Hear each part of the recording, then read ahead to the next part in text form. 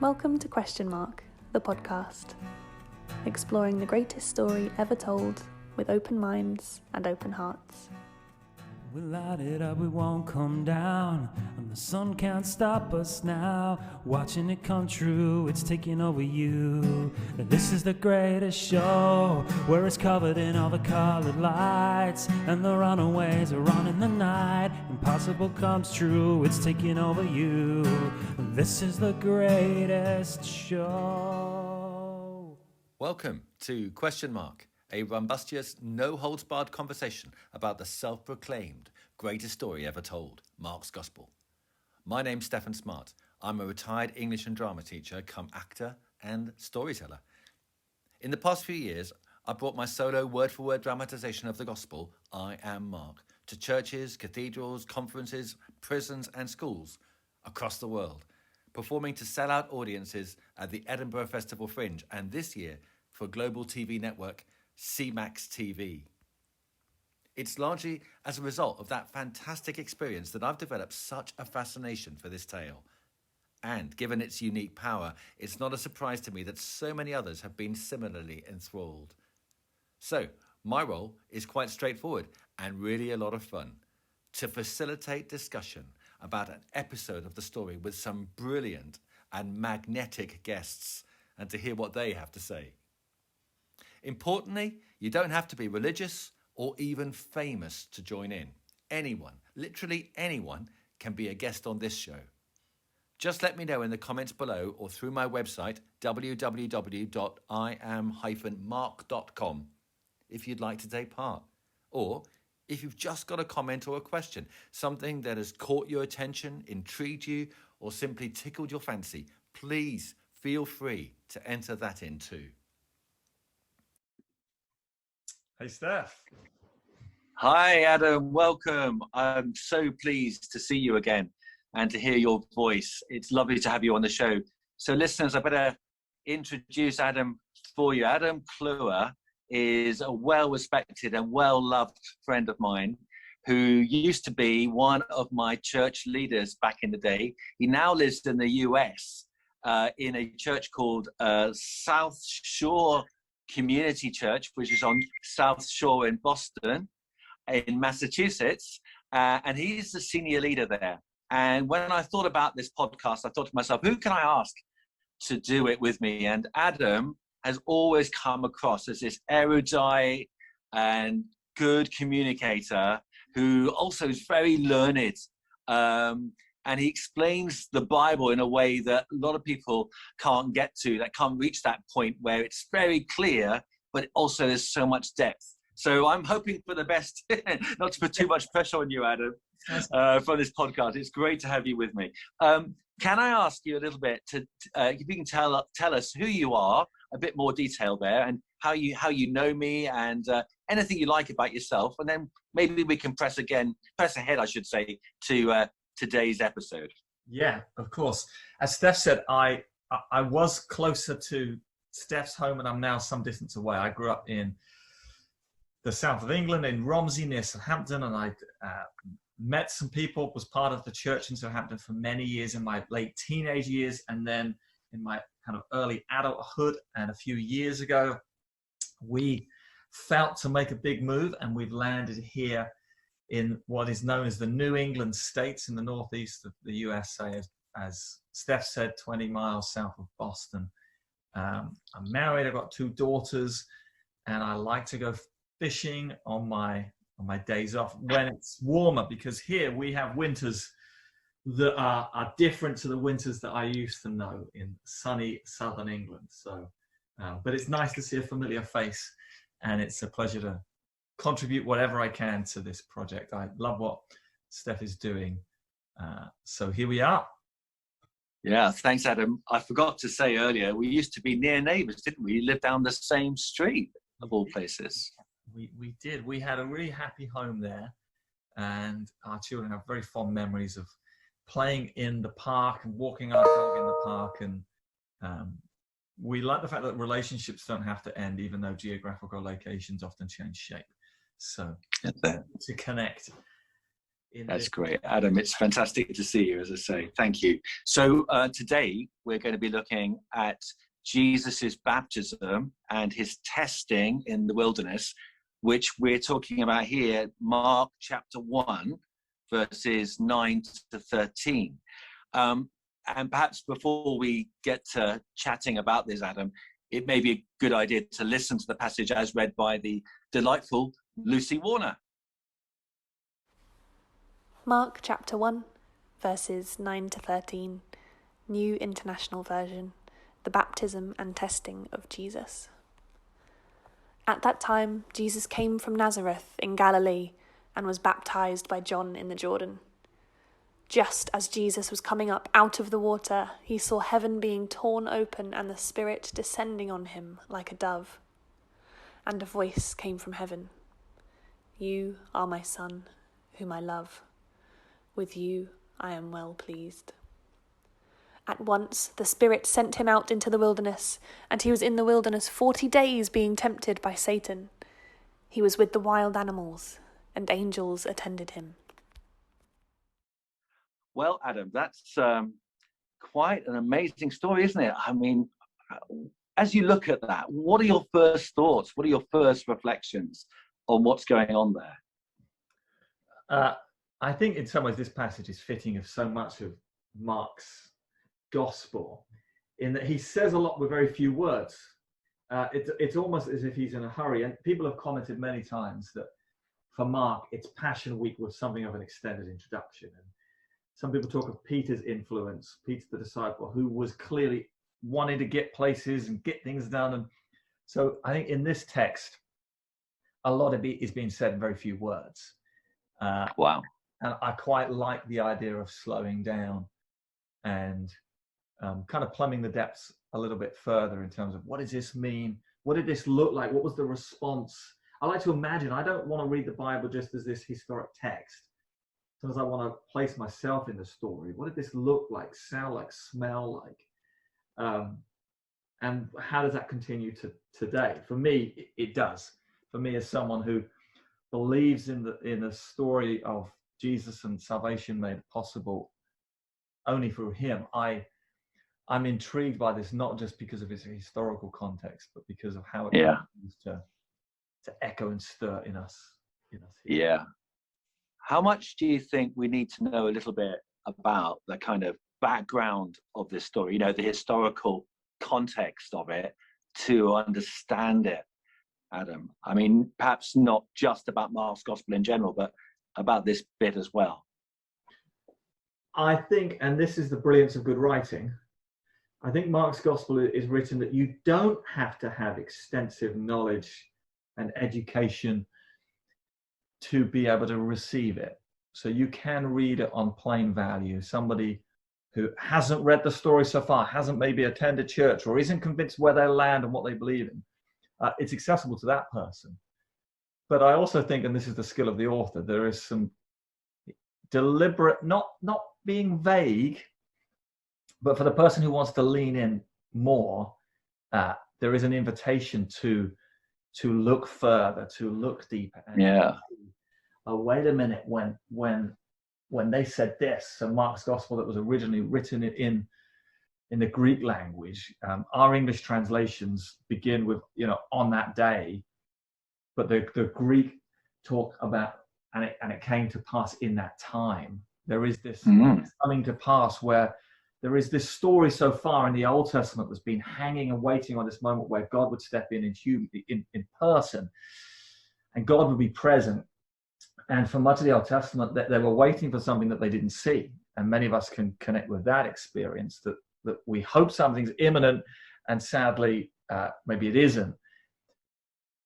But in the original language, there is this sense of, and it came to pass in this day, what we've been waiting for, this long-awaited history.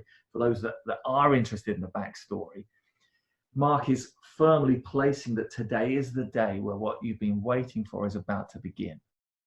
So, that's brilliant. So you can read it plain text and it works, or you can look at the story so far and see the loaded significance that Mark peppers throughout the whole gospel that we see here. that what is happening in this moment is far bigger than just this moment. And it both collects the past in this fulfillment, happened in a day in hand. It did actually happen, but yet is the beginning of what comes next. So I love the accessibleness, but I am interested in the thing behind the thing behind the thing, which that's amazing. I want to clear up something just briefly. We don't necessarily want to get into huge theological detail here, but you're saying that it's not necessarily a text that's just been dictated from heaven, that there's an author as well behind this. Is that what you're saying? That he's got an agenda, there's a controlling influence in some degree? Yeah, certainly. There is a scribe, which we read, and we credit that to John Mark. But there is certainly a bigger story that's being told, and the story is bigger than the author themselves. Sure. It is I like the way you put that.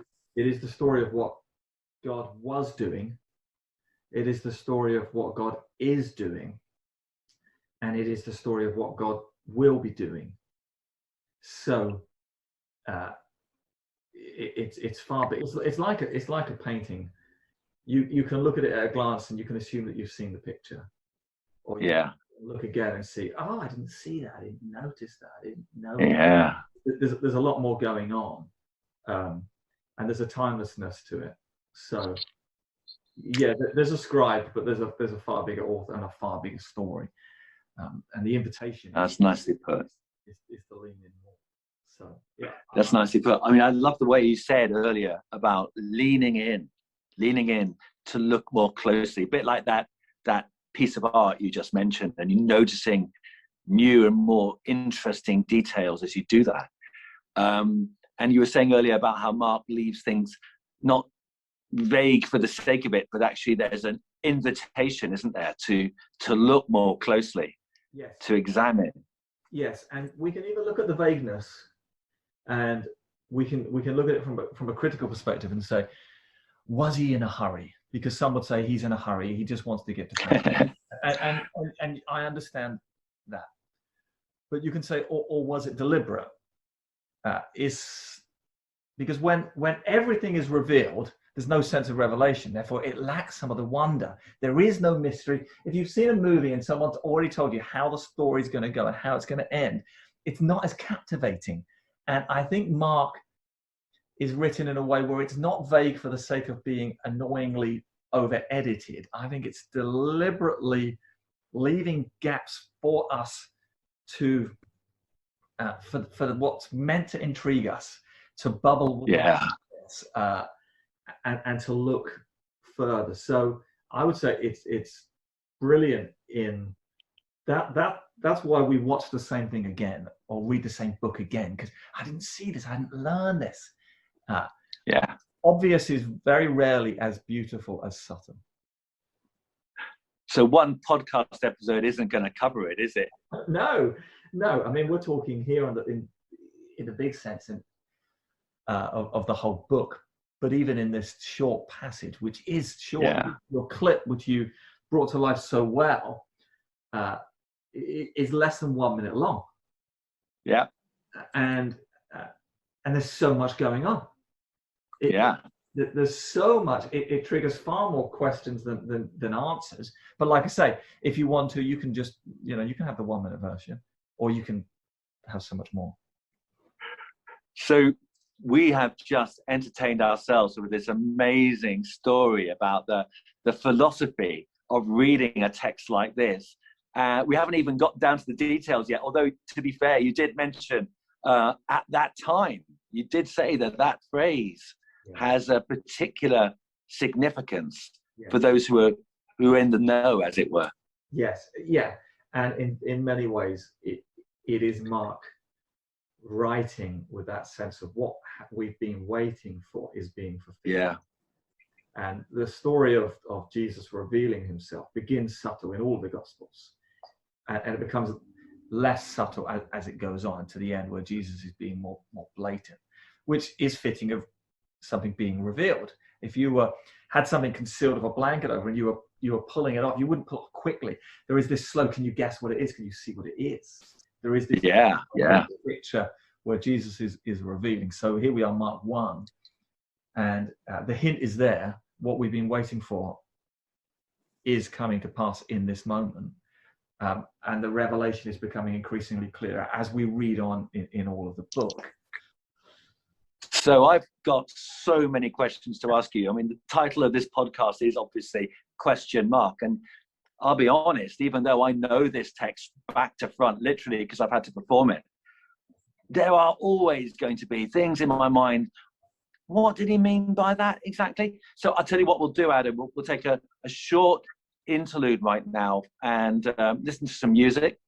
But after we come back, let's talk about some of the nitty gritty, shall we? Yes. Is that okay? Yeah, let's do that. Fantastic. So it's been brilliant so far. Thank you so much. You've really set up not only this podcast, but all the podcasts as far as I'm concerned with that wonderful introduction to Mark. What I would like to do now, though, is introduce my good friend Neil Maddock, who's going to be singing another of his fabulous songs, and this one's called Sunrise.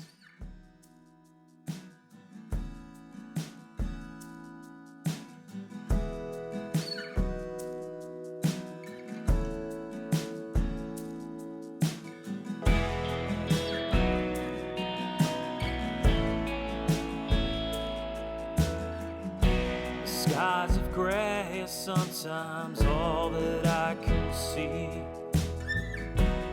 and the rain falls down my window pane. The forecast is bleak until I hear you speak. Then I see a ray of hope,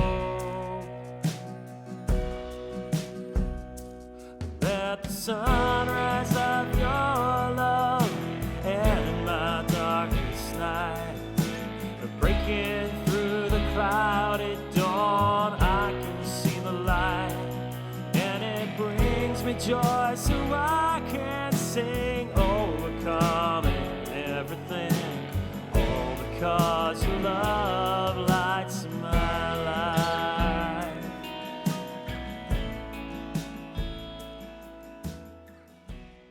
Welcome back, everyone, to the second part of this podcast, question mark, episode 2. Today I have Adam Clewer, the mighty Adam Clewer from Boston in the USA, and he is talking with me about Mark's Gospel, chapter 1, verses 8 down to verse 13. Adam, we had a great chat earlier on, didn't we, about, how Mark leaves things open, and I guess this passage, above any other that I can think of, actually does precisely that, because each verse is just rich with meaning, and there's so much going on, and it's worth looking at them, I think personally, bit by bit, because otherwise we might miss stuff. Now, we've only got a short time, but should we give it a go and see what we come up with? Yeah, let's see what we find. Brilliant. So what I'll do then is I'll read the first verse of that passage that Lucy just read out for us, and let's see what you make of it. Anything that comes up, let me know. Okay, here it goes. At that time, Jesus came from Nazareth in Galilee and was baptized by John in the Jordan. Any thoughts? Again, it's loaded, isn't it? There's so much. Again, you can read it in the swift sense that it's written, or you can consider there's so much going on behind the scenes and under the surface of the word. So even at the beginning, at that time, for those that have read the Bible up to this point, there has been this long-awaited moment where God would step in, and Mark is announcing at that time. He's placing that promise in this moment. Yeah. And then he brings this, what for us we just read as this interesting detail. Oh, he came from Nazareth. For us, that's interesting. For the people in the day, because we need to always remember that Scripture was lived out in the context and cultural setting of the day. Yeah, that would have meant so much more to them than us, because for them Nazareth was a place that had no meaning or promise.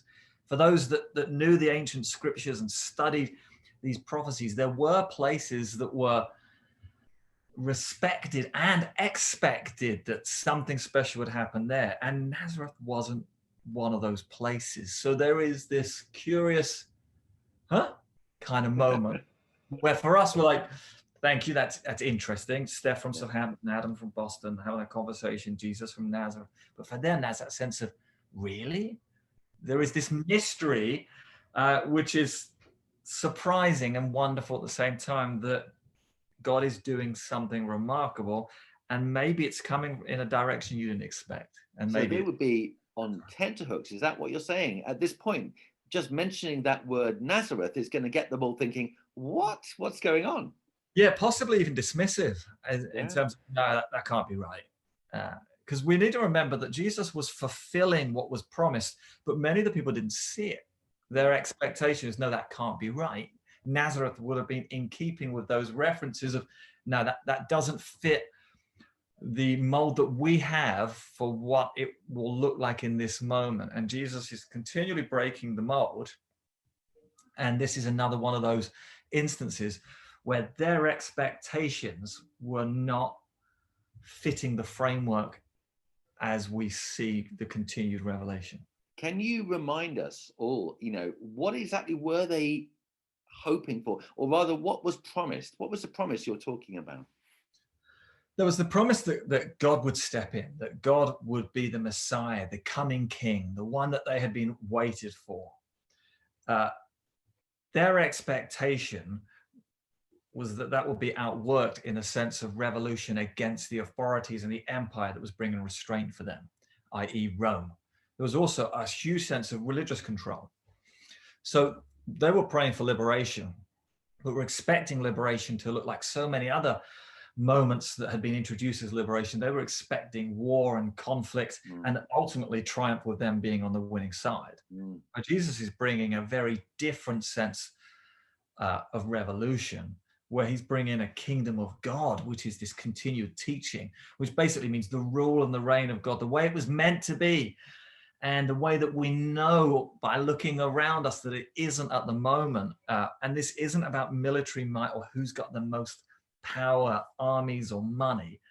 This is a different, better kind of kingdom, which for us, we celebrate, but for those people in that day, that was not their expectations. And in many ways, Nazareth just continues to fit with their expectations not being met because of the way they had determined that they must be fulfilled. Yeah. Wow. That's maybe a lesson for us all, isn't it? About, having expectations of what God's like or what he's going to do.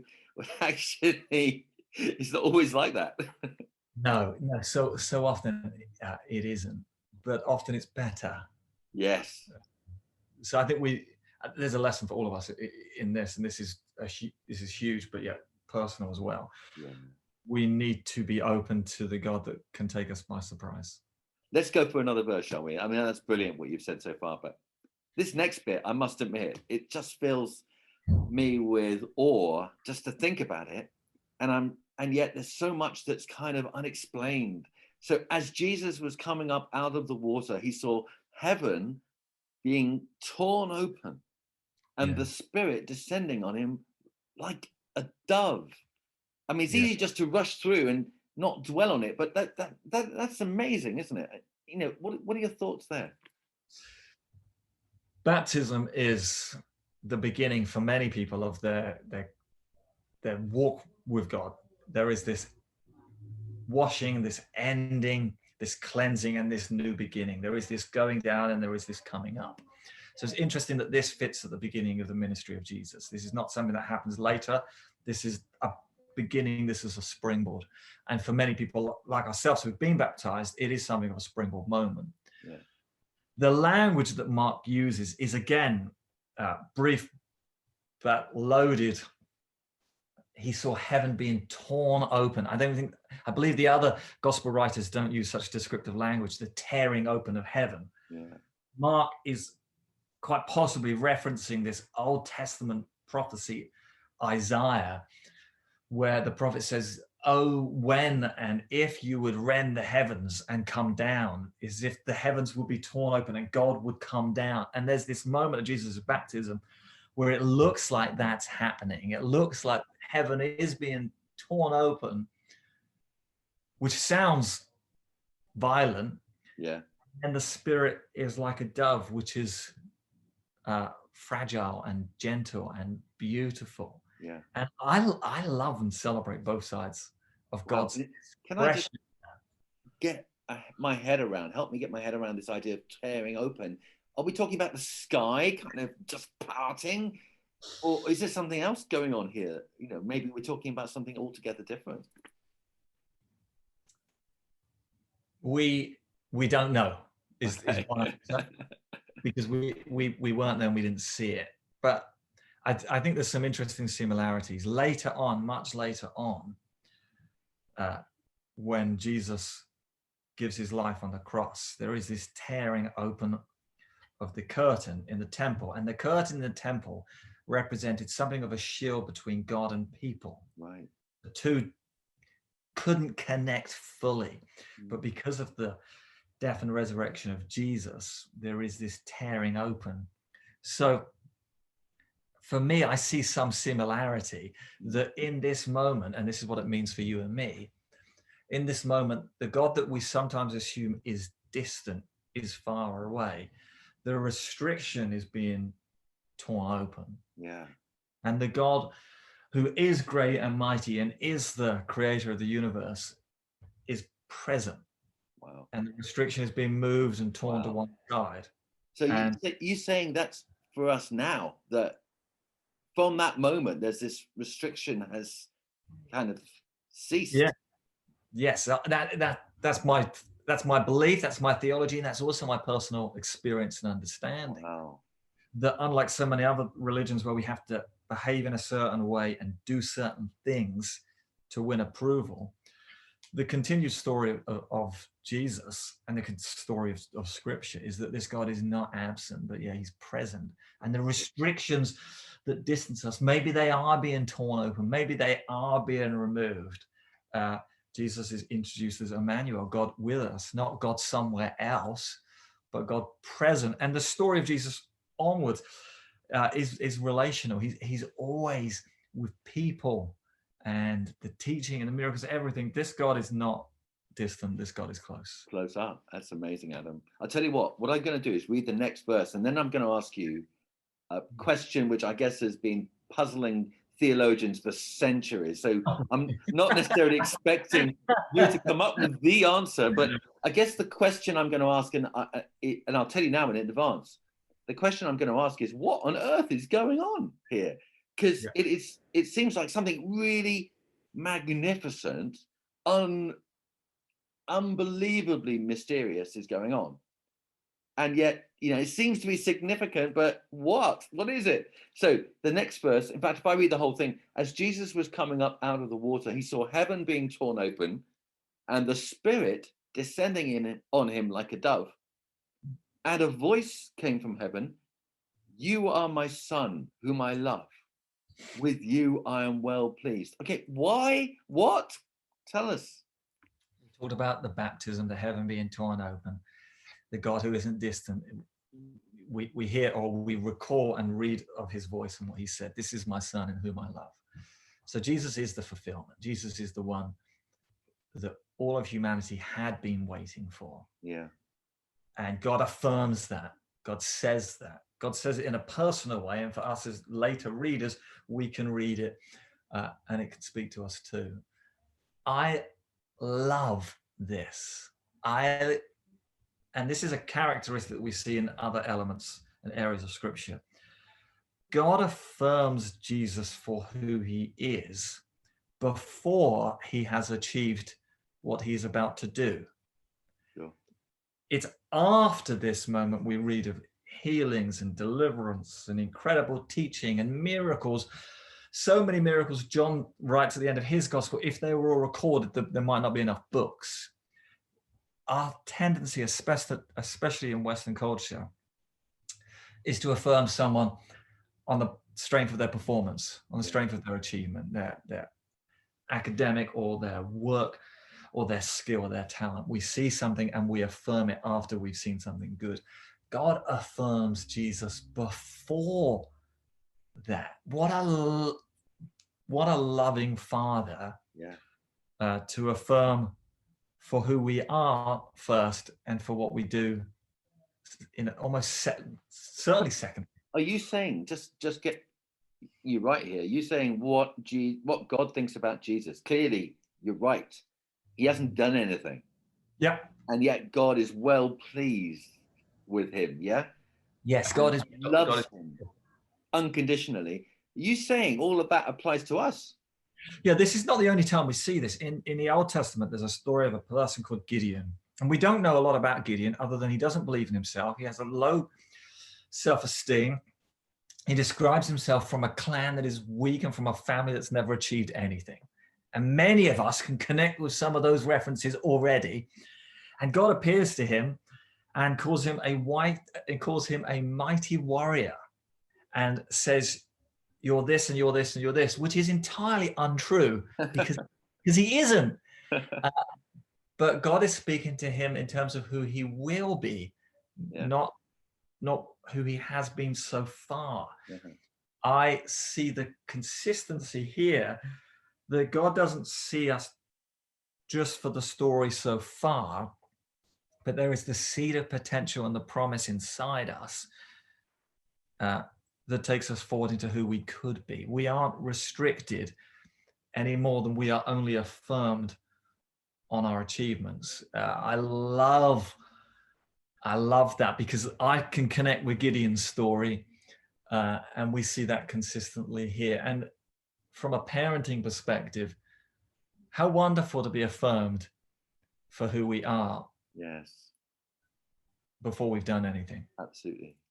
That gives us the confidence to grow and go forward, and to know that always we're never going to be falling out of favor with our Heavenly Father. Yeah. No, it's brilliant. It's brilliant. We need that. We all need that. Absolutely. That's really wonderful. And then at once the Spirit sent him out into the desert. I have to stop you there because okay. What, I mean, first of all, it's clear God's involved. God's sending him out into an inhospitable place.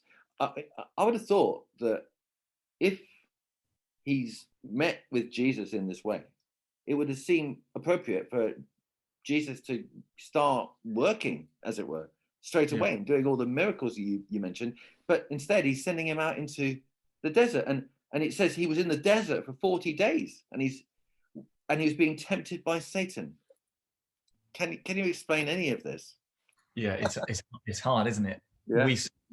This wouldn't be the script if we were to order the next 6 weeks of our lives. We wouldn't be praying for a similar experience to this. I say 6 weeks. I remember working out that 40 days was 6 weeks. And I remember when I was young and at school, 6 weeks holidays felt like they would last forever. And teachers may connect it similarly.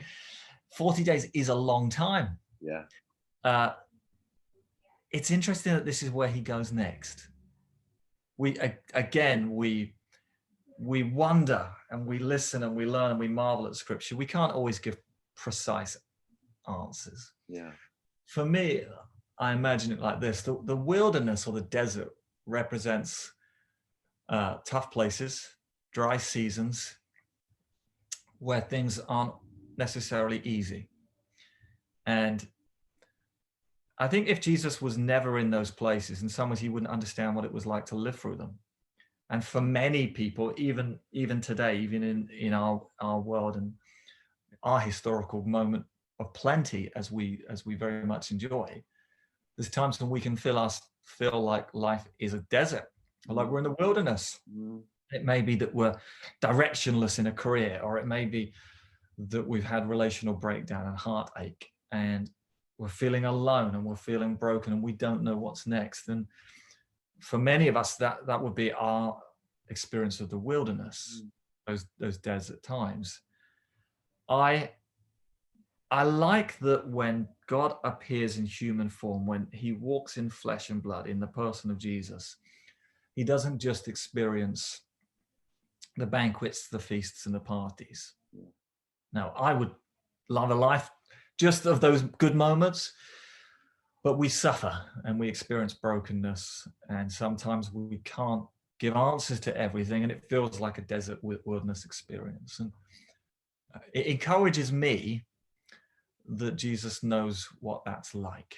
Yeah. It encourages me that I don't experience things that he doesn't know what it's like, but he walked in similar moments of loneliness and desert Wow. wilderness. So You're really emphasizing that idea of God with us, aren't you? That He's yeah, I with think us in all sorts of ways. it is. Yeah, I think that's what it is. I mean, Identified with there us. is the mystery of the temptation, and the Satan is introduced. Again, Mark introduces this significant character in a very low-key way. He's not overemphasizing the power of evil in the person of the Satan. He's just saying, oh, by the way, the Satan was there. Yeah. But not making a big deal, as in this is Yeah. not something to be excessively fearful of. He's saying that evil is there and often around us. And for some people, the presence of evil means that there cannot be a God, because look, how can there be such suffering? But Mark is quite able to turn around and say there is evil, but there is also God. But we don't need to be afraid of the Satan. Yeah. Because you can be tempted and be strayed, but that doesn't mean that you necessarily have to deviate and make all of the mistakes and fall into all of the traps. And Jesus here is in a wilderness and the Satan is nearby. Yeah. But the Satan doesn't win. Yeah. That's not where this story is leading. I mean, I like the idea of winning or not winning, because I think for me, as I've performed this, I do detect this kind of theme running through of Jesus having to battle against Satan, but in a good way, almost like liberating people from the clutches of evil, or Yes. or disease, or all sorts of stuff that's been foisted upon them. And Yes. here he's having a battle with him again, with Satan, with evil. Yes. So it kind of, for me, it's the start of a theme, if you like, Yes. running Yes. through the gospel. Yeah, I think you're right. I think it is. And I think some people, some Christians can look at the idea, the theme of the battle with Satan, and for some it can be quite dominant, almost as if God is the underdog and this is a challenge. The other extreme is to ignore any presence of evil at all, which I think is equally too simplistic. Even today, you can't watch the news for long to see that there still is the evidence of evil in the world. But take heart, I've overcome the world. Yes. So it's possible to be present, to have sorrow, empathy, and mourn for what is wrong. Yeah. But introduce a different kingdom, a better kingdom. Right. And this kingdom is going to prevail. I mean, Jesus, as it were, is on the winning side. And we haven't seen it completed yet, but this gospel is all about announcing the beginning of that, isn't it? That's exactly it. So even here, we don't hear that Jesus is in trouble. No. He's not wounded. He's not fearful. He's not on the ropes. Jesus is persevering through this wilderness experience, and the Holy Spirit is with him. This incredible, mysterious language, angels attended to him. Yeah. Who knows what that looks like? I'm okay with not being able to answer all of those ideas, but it's a wonderful picture that's been painted. I've got to ask you about the wild animals. So here's the choice. As I understand it, there may be other choices. Either the wild animals are around and they're ferocious and they're horrible, but they don't harm Jesus because he's Jesus. Yeah. Or they're wild animals that were ferocious and horrible, but because he's Jesus, he kind of he tames them. So it's almost like, as some people have said, it's like a return to Eden when we didn't have savagery and ferociousness and violence. You going to choose one of those? I don't think it's a return to evil. I don't think suddenly all the lions have lost their teeth. I don't think that's going on. But I think it's possible to be, and at times we can feel like we're surrounded by things that could go terribly wrong. We may not be surrounded by wild animals, but it may be economic uncertainty, employment that's not stable, or other things that could really harm us. If they all bit at the same time, we're going to have some bruises here. And I think sometimes we'd like to pray that they would all not exist, but they do. Yeah. They just do. And the idea that if you love and follow Jesus, you can pray that all of these bad things will stop. We've tried that prayer and it didn't work. I think it's possible that they're around us, but they don't have to necessarily destroy us. And that doesn't mean we should be silly. We shouldn't, shouldn't put our hand in the lion's mouth and then complain that, that we got bit. Yeah. But at the same time, we're not praying that they would all go away, because there's all sorts of wild animals. I love it. That's how I see it. I'm minded to think back to what you said at the beginning about the fact this was written for a particular group of people at a particular time, and the way they would have thought about this. I'm just reminded actually of the idea of wild animals, that for the first Christians, actually that would have been really quite literally relevant. I mean, some of them were being fed to the wild animals, but here in this case, Jesus is attended by angels. So there's almost a sense in which there's a kind of message directed to the first hearers. I wonder, when you're with the wild animals, which you may well be, because you have a faith which the Romans don't like and they will persecute you. Yes. Now, don't despair. This is not the end of the story. Here is an example. Jesus himself had angels attending him at that point. Yes. Yeah, that sense of supernatural protection, which we don't fully know if we have it or if we don't have it. There's times when we've had moments where we said, God, where were you when that happened? But we don't know if there were multiple other times where something terrible would have happened to us. Wow. But we were prevented from it.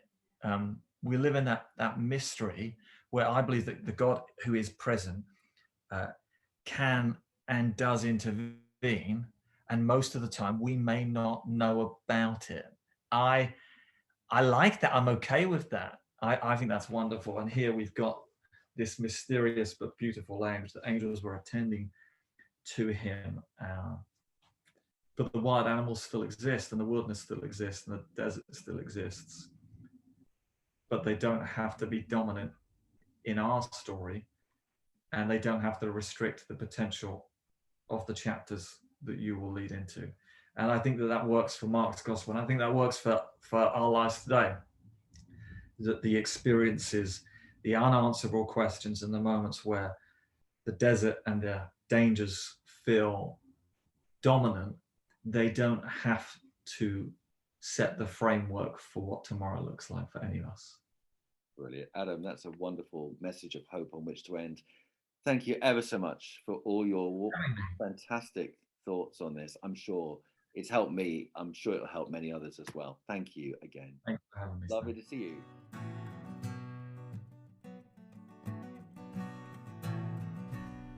If you enjoyed this episode of Question Mark, there is plenty more to come.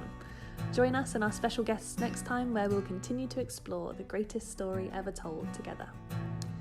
If you want to get involved with the podcast or have any questions or comments in the meantime, please do get in touch using the I Am Mark social media channels. We'd love to hear from you.